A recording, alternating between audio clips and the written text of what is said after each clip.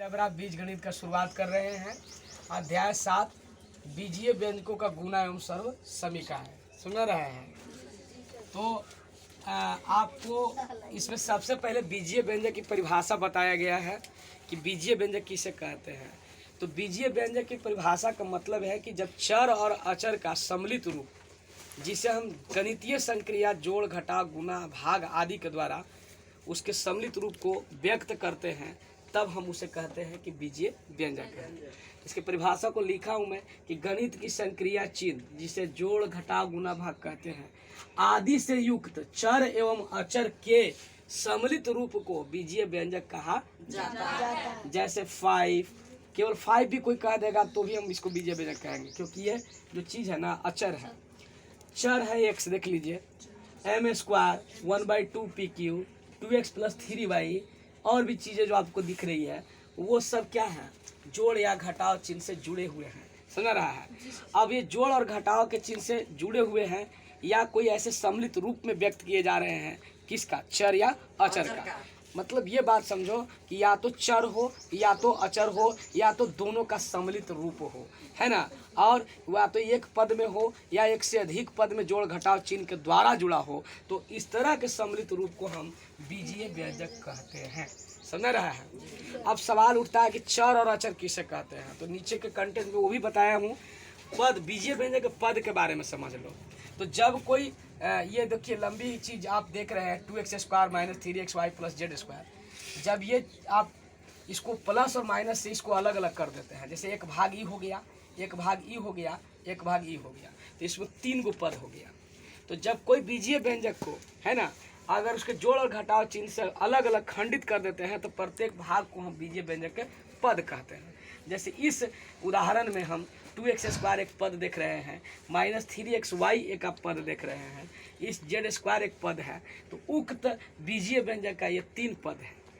फिर आके स्थिरांक या नियत संख्या या कांस्टेंट या अचर के बारे में बात हो रही है कि वैसा सांकेतिक अक्षर या संकेत या प्रतीक कह सकते हैं जो केवल और केवल एक सांख्यिकी मान को ग्रहण करता है, उसका मान निश्चित होता है। जैसे कि जितना भी गिनती की संख्या है वो अचर में आता है, क्योंकि उसका मान बदलता नहीं है। 5 कोई बोल दिया तो 5 रहेगा, 5 का मतलब 7 नहीं हो जाएगा। 10 बोल दिया तो 10 रहेगा, समझ में आ रहा है। फिर है वेरिएबल या चर, है ना, वैसा संकेत या अक्षर जो विभिन्न सांख्यिकी मान को ग्रहण करता है, चर कहलाता है। अब ए से लेके जेड तक जितना अंग्रेजी वर्णमाला में अक्षर आप लिखते हैं वो क्या है, वो आपका चर है, क्योंकि उसका मान एक भी हो सकता है, 2 भी हो सकता है, बदल सकता है अलग अलग, समझ में आ रहा है। फिर है बीजीय व्यंजकों की श्रेणी। तो एक पदी व्यंजक जिसमें एक पद हो, जैसे कि आप लिख सकते हैं x2 3x - 25y 1/2xy आप लिख सकते हैं, तो एक पदी हो गया। द्विपदी का मतलब कि जिसमें जोड़ या घटाव से आप देख सकते हैं 2 पद बने हुए हैं। त्रिपदी में 3 पद हैं, और बहुपदी में 2 या 2 से अधिक जितने पद भी हों वो सब बहुपदी व्यंजक में आते हैं। इसके बाद हमने इस क्लास के अकॉर्डिंग बीजीय व्यंजक का गुणनखंड के बारे में बात किया है। तो गुणनखंड का मतलब एक पद का, एक पद कहीं उठा लिए, जैसे 3x² उठा लिए, तो इसको देखिए 3 × x में 2 ठो है, तो गुने x, ऐसे आप गुना से खंडित कर दिए, दिखा दिए, तो वही गुणनखंड हो गया। 5xyz को आप 5 × x × y × z के रूप में प्रेजेंट कर दिए। पद का गुणांक अब आपसे कह दिया, कोई अंग्रेजी में कोफिशिएंट कह दिया, है ना। तो हम 3x² yz में 3 का गुणांक अगर पूछते हैं तो आपको अभी तुरंत बताए भी थे, फिर समझ लीजिए कि 3 का मतलब ऐसे गुणांक पूछा तो 3 को ढक लीजिए, जो बचा x² yz वो इसका गुणांक हो गया। फिर पूछा कि x² का बताइए, तो 3yz हो गया। कोई पूछा कि खाली x का बताइए, तो इसमें 2 गो x है, 3x x y z।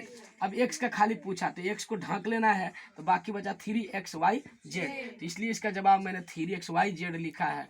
कब, जब x का पूछा तब। y का पूछा तो y को ढक लिया, बाकी हटा दिया, तो बचा क्या, 3x² z बचा, है ना। z का पूछा तो z का हटा देंगे, अब बचेगा क्या, 3x² y बचेगा। इस तरह से हम इसको पद के गुणांक निकालते हैं। फिर पद का घात पूछता है तो कुछ नहीं करना है, एक पद में जितने चर के ऊपर घात है उनको जोड़ दीजिए, कुछ नहीं है तो उसको 1 मान लीजिए। 2 × 1 = 3 = 4, इसमें देखिए 3 तो 5, इसमें 1 है, 3 2 5 1 6, कुछ नहीं रहता तो 1 मान लेते हैं और सबको जोड़ देते हैं। ये पद का घात है। बीजीय व्यंजक का पूछेगा तो जो सबसे बड़ा मान होता है, इधर दिखाओ थोड़ा सा, कि अगर किसी ने पूछ दिया कि बीजीय व्यंजक का बताइए घात, है ना, तब वहाँ पर थोड़ा दूसरे तरह का मैटर हो जाता है। कैसे? तो देखिए x मान लीजिए 2x² y प्लस, या ऐसे कर दो ना भाई, 5 कर दो और 3x² कर दो प्लस 2 कर दो, तो इसमें जो सबसे बड़ा मान है वही इसका घात हो जाता है। समझ में आ रहा है? वही इसका घात होता है, तो 5 हो जाएगा। समझ में आ रहा है बात? तो ये चीज़ आप समझ गए। एक बात और मैं बताना चाह रहा था कि बहुपद क्या है। तो बहुपद केवल खाली कहेगा तो आप बोलिएगा कि एक चर से युक्त, एक चर से युक्त, है ना, एक या दो से अधिक पद जो हैं उसको बहुपद कहते हैं। समीकरण किसे कहते हैं? तो आपको बताना है कि जब बहुपद को, है ना, हम 0 से इक्वेट कर देते हैं, 0 से क्या करते हैं, बराबर करवा देते हैं, इसे प्रेजेंट कर देते हैं 0 से दिखा के, तब हम इसको समीकरण कहते हैं। तो फर्क सब बता दिए। ये x के रूप में भी हो सकता है, y के रूप में भी हो सकता है, z के रूप में भी हो सकता है, लेकिन एक ही गो में एक ही चर रहेगा। बीजीय व्यंजक में देखो x² y plus 2x z plus z कुछ भी हो सकता है, 1 2 3 कई गो भी हो सकता है ना, लेकिन इसमें केवल एक ही गो एक से दिख रहा है। समझ में आ रहा है?